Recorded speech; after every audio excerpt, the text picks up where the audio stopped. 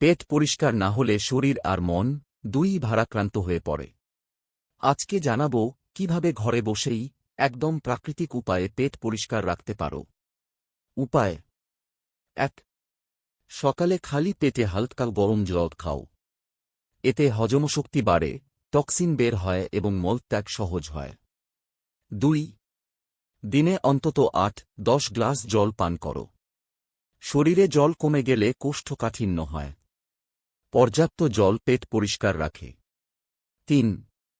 বেশি করে আঁশযুক্ত খাবার খাও, যেমন শাকসবজি, ফল, ওটস, ছোলা। ফাইবার মল নরম করে এবং সহজে বের করতে সাহায্য করে। ৪। সকালে কিছু শারীরিক ব্যায়াম করো, যেমন হাঁটা, যোগব্যায়াম, তাড়াতাড়ি উঠাবসা। হজম প্রক্রিয়া উন্নত হয়। ৫। রাতে দেরিতে খাবার খাওয়া বন্ধ করো। দেরি করে খেলে খাবার পুরো হজম হয় না, ফলে সকালে পেট পরিষ্কার হয় না।